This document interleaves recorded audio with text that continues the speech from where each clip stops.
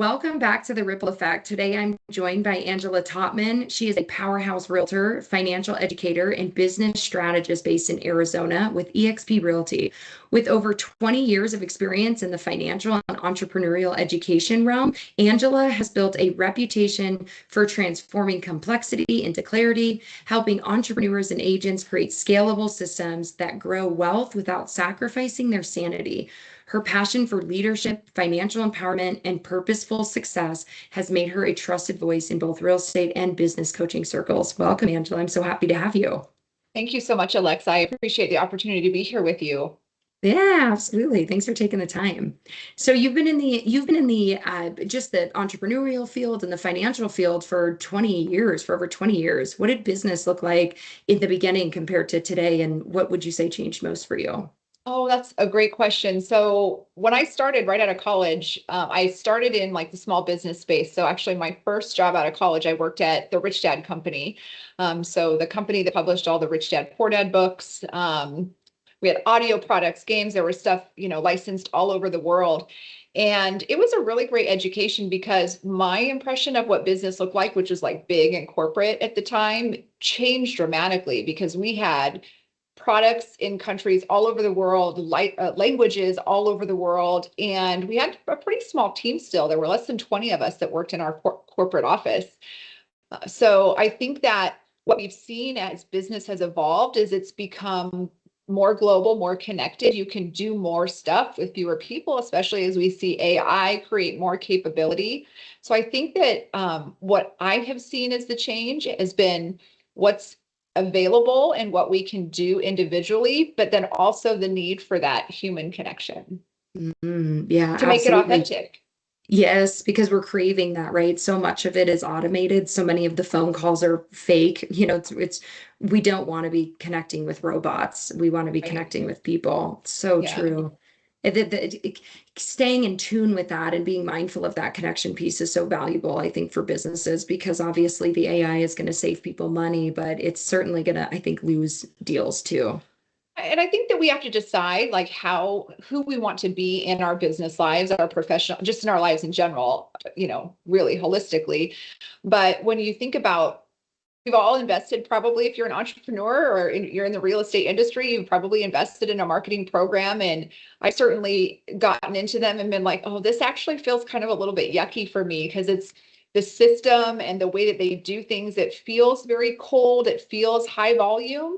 Hmm. And had to make the decision that, yeah, sure, I spent the money on this, but this doesn't feel like me in the way that I want to do business, and move on to the next thing. And again, I think that as we have more opportunity through technology and through AI, we're going to find ourselves more and more in that position where we're deciding what kind of professional, what kind of human we want to be when we are interacting with our clients. Bringing that authenticity to the table is so important. And I think, I always take into consideration the fact that we spend 80% of our day in work. What am I doing that's creating fulfillment and deep connection with people? And granted, I have systems in place, but designed to connect better, not designed to sell better.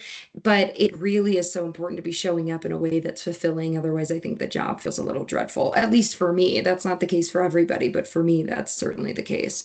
Yeah, that makes sense. And I think too that when we look at scalability and we look at how to make our lives easier, but also bring abundance to us, to our business, systems create such a good opportunity for that. There's a little bit of a movement away from as much hustle. I know there's a lot of conversation about burnout, especially for women right now, and systems become very important for that. If we're just relying on our willpower or trying to power through everything, we're really Hmm. setting ourselves up, I think, for failure and for that conversation on burnout. I like to work. So being able to integrate the systems and the tools so that I can work more, but also feel more productive and fulfilled Hmm. doing it is the important part. I don't necessarily feel like I want to work less at this point in my life. I just want to feel great about the type of work I'm doing. You know, it's so funny that you bring this up is I just I've got a new keynote that I developed that talks about the hustle versus this hostage mentality and how I like to work hard. I like being a top performer. I'm sorry, a high performer. Let me make that clear. I like being a high performer, but not at the cost of losing myself, not at the cost of Right. being a hostage to the business I created. But that's what triggers the burnout, right? Is when you become a hostage in it and you can't get out of it because you have no systems, you're still doing everything yourself, you haven't learned to delegate, you're still being controlling with the business. But the hustle, I don't think there's anything wrong with I think there's something wrong with being a hostage to what you created, but Right. I think learning that's a that. great differentiation too. That's a Mhm. great differentiation. Yeah, and I think a lot of high performers can resonate with it. Yeah.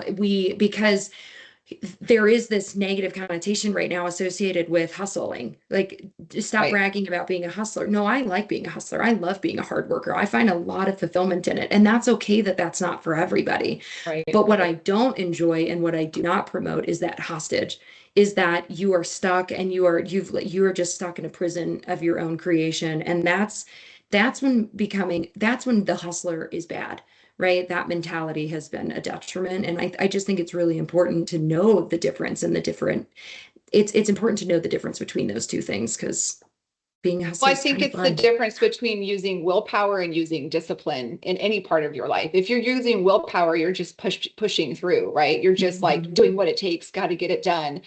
And that's where you find yourself really in the burnout. If you're using discipline, you're creating systems, you're setting up your environment. It's like, okay, if you know you want to lose 10 pounds and you need to stop eating sweets, the sensible thing to do is to not buy them when you go to the grocery store. That's part of controlling your environment and Mhm. building your system. You build the things into your daily life that helps you meet that goal. Same thing with your Mhm. business, whether it's through Mhm. AI or whatever. So I think that what you're describing is a perfect example of the difference between relying on willpower, hustle, and relying on systems and discipline.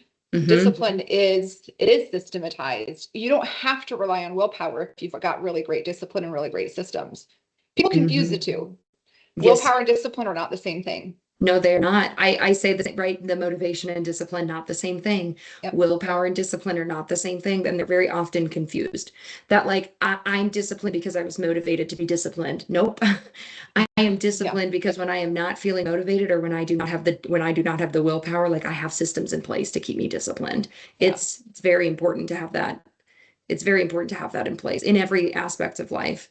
So I true. love that. Yeah. Angela, what I've learned about you is, you are just really known for turning the complexity into clarity. And I love that you can simplify like the madness in people's systems and what's going on in their head and business. When did you realize that systems were kind of your superpower? I think that I became aware of it when I was working at the Rich Dad company because I saw how important systems were.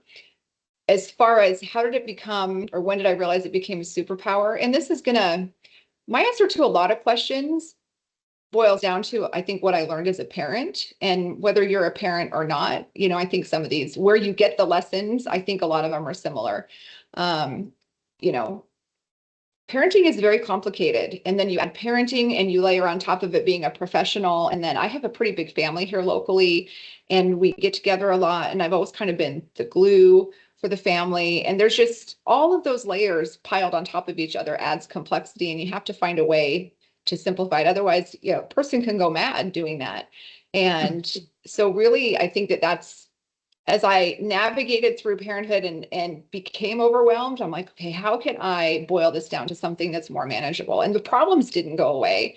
The challenges that we had didn't go away. I just learned through personal development and through testing things out. Part of it came down to trusting my gut. Part of it's an intuitive thing. Hmm. When my kids were young, they got sick a lot. My oldest especially was sick. I was at the pediatrician like every week. And at one point I'm like, oh my God, these people probably think I'm just like crazy. But I never went to the doctor with my kid where there wasn't something, whether it be an ear infection or whatever. Hmm. So I had to learn to trust my own intuition. And I think that the simplification comes down to trusting your own intuitive notions as well. Yeah, and not doubting it, right? Because that's a big part of it too. I think as women, we can be so intuitive, and then sometimes we will push back on that. We'll question it and we'll doubt ourselves when really so much of it really does boil down to being in tune with what you kind of already know and being able to pick up on that and having that self-trust. It's so important. Well, you have Mm. to know what problem you're solving for. And that's what I became very good at. Like when I was feeling super overwhelmed and like, what the heck am I doing? Like, how much of this am I creating for myself? That was part of it. I had to take responsibility for how much of the overwhelm and the emotional experience I was having, I was creating for myself, and really become aware of what the actual problem I was trying to solve for.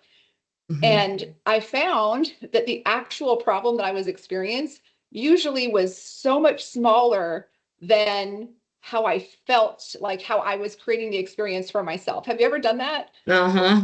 And you Oh usually yeah. don't know that you're making a bigger deal out of it than it really is until you look back. And so I had to kind of create the skill of, and because I'm so emotional, like this is just like, it's who I am.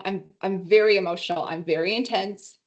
And so I had to learn how to manage all that. And Hmm. this is a tool for me. Okay, what problem am I actually trying to solve for? If I'm experiencing a high level of anxiety, what information am I missing right now that will help me be able to make a decision or eliminate part of that anxiety or transform Hmm. that anxious energy into something more productive? I love that. And really interesting to tie it into parenting because it's so true. Yeah. Running the business and managing relationships, managing stress, it really, I think when you are a parent, you can really understand that metaphor in it all because it really you deal with all of it as a parent.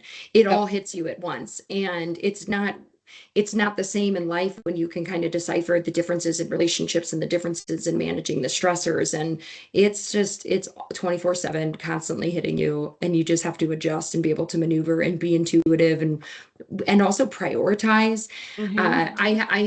I like to use this analogy of, juggling work and kids, parenting and family is like glass balls and plastic balls that you're constantly trying to juggle. And I might drop a plastic work ball, but to hold and maintain a family glass ball, right? So Right. it is, but I have to make that decision pretty intuitively too, Yep. and decide which one can I drop and know that, hey, this is not a glass ball right now. Like I can drop that one and I need to be okay with it and really work through the anxieties that come through letting people down. And what Mm-hmm. if, what if this impacts my reputation? What if this impacts a future paycheck? Everything that goes along with those stressors. It's really an interest. I love that analogy. I like to tie in parenting a lot too, but Yeah. you really, yeah, you make it Yeah, it very seems kind clear. of cliche, but I mean, it's true. No. Like, I mean, plus, especially, I'm not very good at being compartmentalized in my life. I mean, I have good boundaries. I am good at setting boundaries, but it's not like I leave, I close my office door and like that part of my life is turned off. Hmm. I'm waking up in the middle of the night sometimes thinking of things. I'm dreaming about things sometimes. Hmm. So Hmm. because I have not yet developed the skill to be able to just turn that part of my brain off, having boundaries is super important, but also recognizing that it's all, I have a mentor, she calls it one big life. It's one big life. So everything's connected. Yep. You said that you haven't developed the skill to compartmentalize, but sometimes I don't know if that's a skill. Oh, you know what I mean? Yeah, Because granted, I do think it's important to have maybe a part of that, but I know people who have sometimes learned to compartmentalize a little too well, and sure. that's like kind of a dangerous place to live too, you know? Yeah. But it is, I love that all one big life because it's all intertwined, it's all connected. And if you've I don't think you could ever truly master it in one area and if it's not mastered across the board. You know what I Right. mean? It's just you're always sitting on thin ice or walking that fine line if you're not mastering it and continuing to develop those skills on a regular basis. Well, I think that Love that's that. your concept of your glass balls versus your plastic balls is actually really good because it allows you to have boundaries. I'm a huge Mm. advocate for boundaries. Like, what are the things that are absolutely not important? And I didn't really know what they were when I was a lot younger. Like, for example, when my kids were young, I knew I didn't want to travel a lot. I wanted to be able to, excuse me, I wanted to be able to be there with my kids for whatever. I volunteered every month in each of their classrooms. And Mhm. when my son started playing sports, I wanted to be at all of the games and whatnot. But also part of that came from my own childhood, because I had a relationship with one of my parents where I just really felt that person wasn't there as much as I wanted them to. And I never wanted my kids to look back and say, I wish my mom wasn't. So that was my guiding light, right? That's how I made decisions. I never want for my kids to ever say, or to look back when they're adults and say, I wish my mom were there more. So I created boundaries around that. Good, bad, or otherwise, whether it turned out to our benefit or not, that was kind of my guiding light for a really long time. And so, okay, if I did travel, I traveled once a month, and it was only going to be for 3 days at a time. That was my boundary for a while. And then it evolved from there. So that's your glass balls versus your plastic balls, right? Those are your boundaries. And it ties directly into systems, right? Like having boundaries is a part of the systems. Right. It ties directly into, I can't do everything. I can't show up for everybody. I cannot be everything to everybody all the time. I need boundaries, which is what systems are, and I think that's so important to know how vital that is in business growth, and to avoid the burnout, and to to really truly be able to take care of yourself, to take care of the family, to be able to put yourself in a place where you're not looking back and saying the kids saying, I wish my mom was there more. No, it's the boundaries, it's the systems, it's taking care of that first and foremost. I love it. Well, and even in business, I mean, if you think about if you're spreading yourself too thin, you let scope creep become a thing. I think that's the biggest risk all of us have. We go back to the conversation about it's easier to do so many things now than it's ever been with AI and technology, and the world is more connected than it's ever been. And so there's a lot of different opportunities to meet with people. And so are you chasing every piece of business, or are you chasing the business that makes the most sense for you and who you want to be as a professional and who your target audience is? Are you saying yes only because you're worried about what you might miss out on if you say no? Or have you intentionally said yes because you have a purpose for that yes?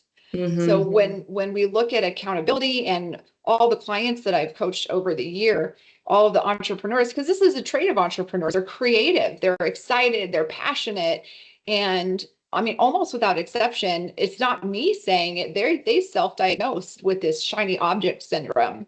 And so creating some, parameters around how to say, and then also recognizing if I am saying no to this, it's not because I'm saying that that's not important to me. I am just saying my priority is over here. A lot of times people feel like if they're saying no, they're insulting somebody, or they're somehow slighting something that's being offered to them. Rejection, right? It right, feels like exactly. We're rejecting them. Exactly. When in reality, you're not necessarily saying, no, you're not good enough. What you're saying is that this is so deserving of my energy over here. I'm going to stay focused on this. Yeah, that boundary, again, another boundary is so important, and to learn how to say no. And I think a lot of that comes with the confidence, just confidence in yourself and confidence in the business. Because when I first started, it was, oh my gosh, I can't believe I'm so grateful to have this one deal. I don't care what a jerk this client is. I'm so grateful they would even let me work with them and do their loan. You feel so desperate for every deal because that's your paycheck, right? It's your livelihood. And then comes, I think, the burnout, and then comes the boundaries, and the fear of not burning out again, and whether that fear is driving good decision making or bad decision making, because I think it can unfortunately be a driver of either, is the confidence that comes from, I can say no now, and I'm okay. I'm not desperate for the deal. The realization of no longer being desperate for that business, and being able to say no to friends without feeling the rejection. That's a confidence thing. I'm no longer seeking approval. And right. I know that I'm not rejecting you. I know that you have value to me, but I am saying no here because this is what requires my attention now. I love that. And that confidence is hard to find. It comes later in life, right? It comes later in business. Yeah, I have a client that, I've been working with her for a long time, and she's developed a lot over the last few years. And one of the things that she said to me in one of her most recent updates is she said, I think it's finally clicking to me. I'm realizing that confidence comes after you do the thing. And I keep expecting to feel confident before I'm doing, and I'm wondering what's wrong with me. Well, if you haven't done it before, of course you're not going to feel confident yet, even if you prepared. Now, you can feel prepared and still not necessarily feel super confident, but at least you have the preparedness to rely on and you're not just winging it. But she's like, I keep thinking that I'm going to feel confident before I do the thing. And I'm realizing that it really comes after, which is natural. It is natural. And what's interesting is everybody always thinks it's going to come before. People assume that we've all done this confidently, that we've all built our success confidently, but we didn't. It was years later going, now I'm a little more confident than I was. I was doing it scared and insecure, and sometimes through tears and pushing through and trying to create the discipline and the willpower to push through. But the confidence absolutely never comes prior to. I like to use the analogy of a child walking. Like, they've never taken a step before. Why would they be confident in doing it? But now look at us. We walk like, we don't even think about it. But that is a developed skill. It's a practice skill. You have to fall flat on your face sometimes, and then you start learning balance differently, right? All those skills that you end up learning and just walking and running and crawling early in life, to me, it's very similar. Now we're very confident walkers, but we don't start out that way. And a kid who's learning to walk hasn't been trained by the world yet to fear rejection, to fear the unknown. That's true. I mean, and as we get older, so our brain is meant to keep us safe and protect us. So the older we get and the more exposure we have to all of the things that could potentially go horribly wrong in the world, of course, our brain is going to have more things it's going to red alert on. So what are the coping mechanisms for that? That's what you need to be able to recognize it and say, well, no, I haven't done this yet. But there's, I don't know, Alexa, if you've ever read Can't Hurt Me, or if you're familiar with David Goggins, but he talks about this concept of the cookie jar. Have you read it? I haven't read it, no, but I am familiar with David Goggins. Yeah. So, the idea that he talks about the cookie jar is like those moments that he stocks away in the cookie jar that is like, those are the things that he's going to pull out and rely on when he needs that boost to just keep him going, because it's proof that he has done something. Maybe you haven't done this thing, but you have done something. And one of the things that, I really advocate for is conscious faith or chosen faith. So a lot of people feel like they need to work just off of like blind faith in themselves, which there's a place for that. Don't get me wrong. Like, I don't think that we should be walking around questioning everything and not being able to have faith in ourselves or faith in other people. But I also believe that we all have things that we've accomplished that we can tap into that we don't remember we have that cookie in our cookie jar. So if you can conscientiously say, these are the things, like, I know when things get hard, these are the hard things I've already done. That's how we know we can do hard things, because we've already done them. Yes. And the more hard things we do, the more hard things we can do. So I think that's part of it is conscientiously choosing faith. You are absolutely right. That's such an interesting way to put it too, because I remember early on in my career, the only thing that really kept me going was, I've survived worse than this. I have survived harder days than this, and I've survived worse than this, and I can push through this.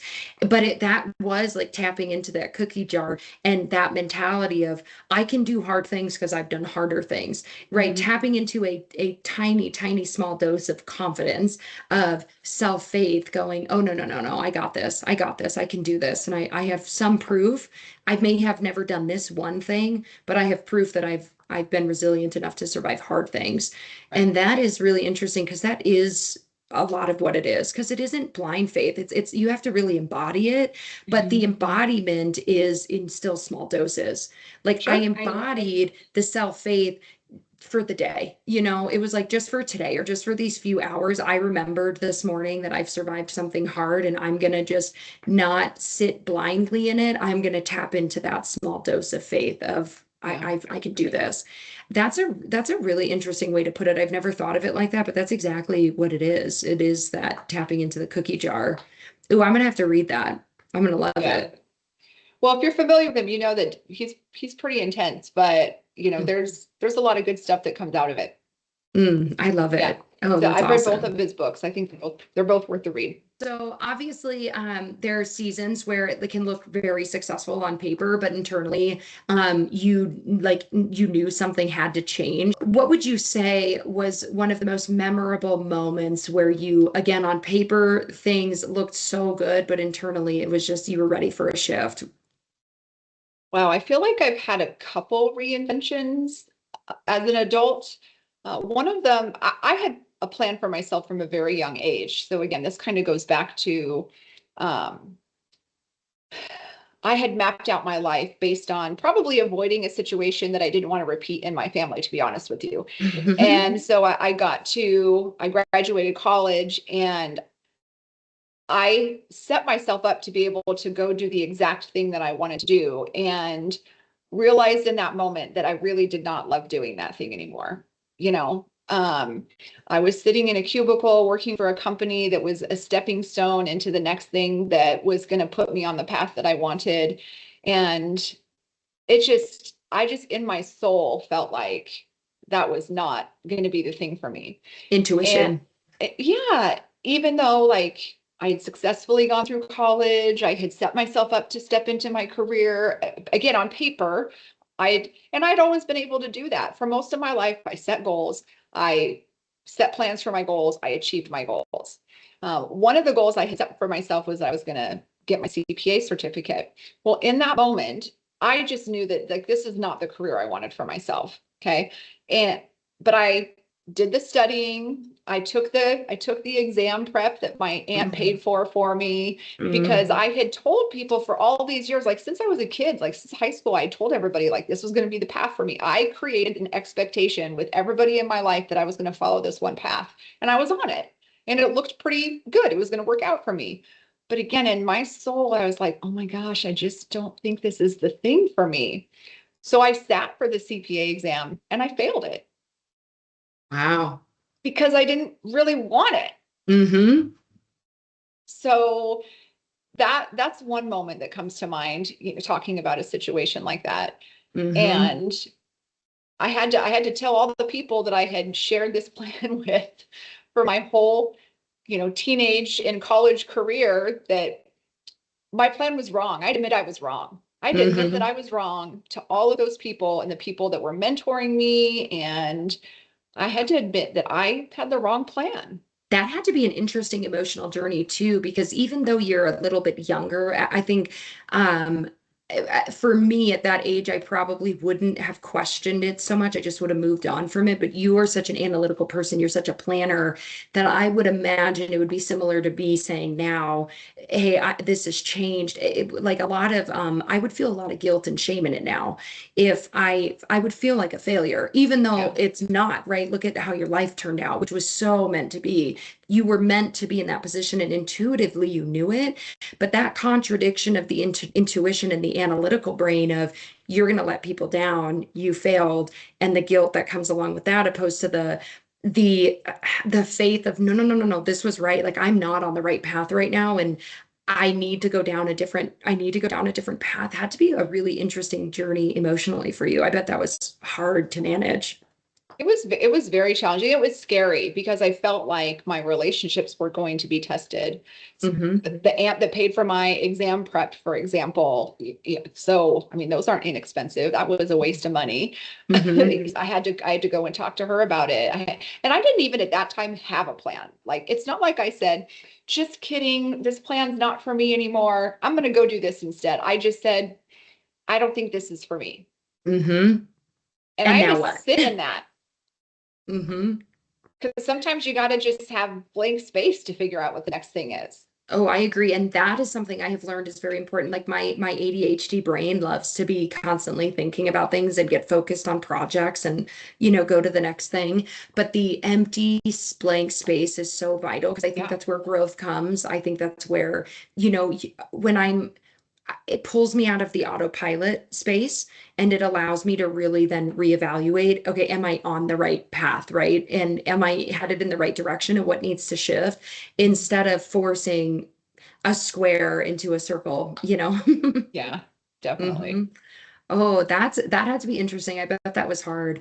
Yeah, I would struggle. Like I said, when I was younger, when I was like 18 to 20, I didn't struggle with it. But probably my mid 20s, when I started having kids, is when the expectation changed and the if I commit to something, I have to do it or I'm a failure Right. mentality starts. Yeah. But you're not. But that's hard to break. Right. Because if you have your whole life, like that was part of my identity. I was the Hmm. reliable kid, right? I was the Hmm. responsible, reliable one. I was the one that everybody counted on, even as a kid. Like even as a kid, that was my identity that I had created for myself. So then to not do the thing that I had said that I was going to do, and I had been saying that I was going to do for all of those years, it created like a little identity crisis. Because who am I if I'm not the person that follows through with the thing that I said that I was going to do? Hmm. Hmm. And again, when you hold integrity so high, it feels like a lack of integrity, Yeah. where it's obviously is not a lack of integrity, but that internal battle must have been really difficult to work through. I can't imagine. I can't imagine that. But I mean, I guess I can in some ways I can't imagine it because it is really I can empathize with it, right? But Yeah. that's a I hard think we've place to all be. had moments like that. Yeah. Yeah, absolutely. We all have similar moments in some shape or form. Right. How funny that you knew what you were going to do at such a young age too. That doesn't surprise me about you. Because you're just such a planner. You're like, nope, this is what I was going to Oh, I do. for sure. I had a plan. I had even planned all the way down to at what age I was going to be married and at what age I wanted to be done having kids. Oh my gosh. And and it worked out actually. Those that part of my life, That's okay, glass balls versus career balls, right? yeah. It's not like I was in January first every year going, oh, I only have 3 years left before I said I wanted to have all my kids and be done with kids. The universe just actually worked out for me that way, that I hit my numbers on when I wanted to be married and when I wanted to have my kids. Maybe manifestation at its finest. Yep, exactly. Just the trusting of it all. That's so funny. I have a friend who's like that, who is such a planner. It ended up working out for her too, because she just was such a planner. She's actually an attorney and she has a very analytical brain, thinks through everything. So there's some similarities there. That's very funny. I was not like that at all. I plan more now, but gosh, no, not at all growing up. I was like, we'll just see how it goes. I'll figure it out tomorrow. Do you know what's funny though, is the older I get, Alexa, the more I try to be a little bit more flexible and fluid in things. So I think that for a while, being a planner and being so rigid isn't the right word, but it's the one that comes to mind. Being so planned out was almost a survival mechanism. Mhm. I was trying to, again, not repeat a pattern that I had experienced. And, Mhm. I was just so determined. I knew that I wanted to have kids from like, even when I was very young. Like, I just always felt like I wasn't convinced I was going to be the best mom in the world ever, but I was convinced that I was meant to have kids. So that was never a question for me. Mhm. But I think the reason why I planned out for so long is I just felt like that was a way for me to cope with the unknown. Mhm. And the older that I get, the more I try to actually be less like that where I can, Interesting. because it has allowed me, and this was a big change for me in 2025. Like in 2025, I really wanted to find a way to be more at peace in my life. And so I had to let go of a lot of things. Part of that was my commitment to being so intense all of the time, which I do think is a little bit of my secret magic sauce, to be honest with Yes. you. Like my Yes. ability to synthesize and to simplify things and bring it all together, I think comes from my ability to be doggedly determined and super focused and intense. Hmm. But the older I get, the more I realize that I don't want to be in that state all the time. Yes. That it's not peaceful, right? Because like Yes. you said, it was a survival mechanism. And although it's blessed you in a lot of ways, because I think those superpowers can be good and bad, right? Like it can swing on Absolutely. both sides of the pendulum depending on how you work it. And I think that okay, like I'm going to use, for example, this is in the book, the Simon Sinek book, Leaders Eat Last. He talks about the difference between manipulation and influence, right? Mhm.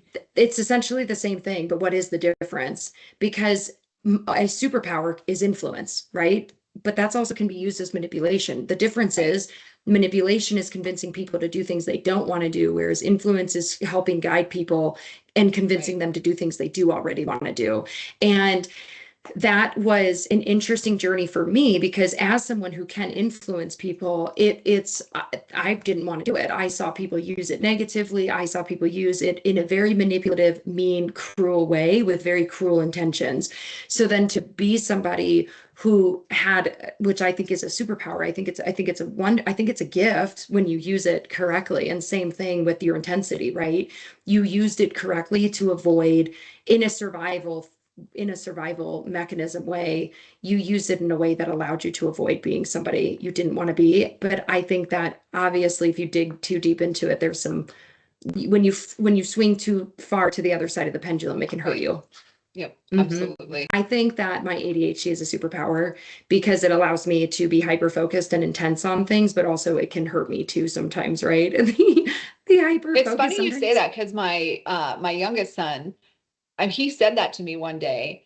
He said, I know that a lot of people think that my ADHD is a problem. He said, I know that it's my superpower though. I agree. I agree. I just have to point it in the right direction. Correct, because it turns into a fault when you put it in the wrong direction, right? But it really is something very powerful when it's used correctly, and when you are able to really hone in those skills, that gift in certain areas, and just complement that strength and then delegate where you're not strong. There are things that I am not good at and I have to delegate for, but the ADHD brain is, I think, a superpower for sure. But it reminds me of that intensity and that like hyper focus at times, good or bad. Oh, it's too funny. I want to ask you about a specific, what would you say is one thing that comes to mind, a very specific system that helped protect your personal life? I would love an example of that. So I don't know if it's a system so much as a standard. Okay. I mean, systems should have underlying standards or purposes. And the standard was that I communicated my expectations to other people. That's a rule for me. I think that this is where a lot of people get tripped up is you plan, you set your intentions, you're like, I'm going to build this system. And as an accountability expert, like this is where I see people have struggles too. If you don't communicate that expectation, if you don't tell the people who need to know, then how do they support you, or how do they know what role you are hoping that they play? Yes. And the other thing too is recognition that accountability is an inside job. So Alexa, if you and I are working together, like I can't hold you accountable. I can, like all my clients, I tell them, I am not your babysitter. I'm not going to get on a Zoom with you and nag you about all the things that you said you're going to do. What I'm going to do, my role is to find out where are the systems failing in what it is that you're doing, and what's the underlying foundational cause for the things that you're not doing. So there's usually a couple reasons why there's a failure of accountability. Number one is lack of clarity. If there are too many priorities and people don't know where they're supposed to be focusing, one of the most common causes for lack of accountability, whether it's you or somebody in your team. Lack of clarity because there's too many priorities, or they just don't know. They weren't told. You think you told them, but they didn't get it. That is so key in every relationship, every kids, husbands, friends, I mean, family members, absolutely every relationship, because the unspoken expectation that exists in your head is absolutely going to create failure and then potentially a resentment with people, but you didn't specify. Like, what did you think they were going to read your mind? That's like a self-sabotaging failure for sure. Oh, I love that. Yeah, I have this like key lesson that I live by, and it is people treat you the way that you train them to treat you. So people will treat you according to the standards that you express to them, the actions that you allow them to get away with, the communication that you allow there to be between you. And let's say you have set the expectation, you've communicated it, you've documented it, you shared it, and the other person has acknowledged it, but they're still not doing it. Guess what? There's still a competing priority for them somewhere. It might be comfort, it might be fear, but there is still a competing priority winning for that person that has to be identified. Really interesting to understand the psychology that's going on in someone's brain with that, like the competing priority is, I'm thinking of this like with my kids, or thinking of this with family members, with coworkers, with bosses, right? Whatever it might be, there is something else that's competing there. That's really powerful. Angela, this was amazing. Where can people connect with you and learn more about your work? And what's the best way to get in touch with you? So you can go to my website, angelatotman.com, and there's a resource there. So I'm all about helping people build the systems that build them. You can get a free resource right there if you'd like to. I'm also on Instagram, AZ Homes with Angela Totman.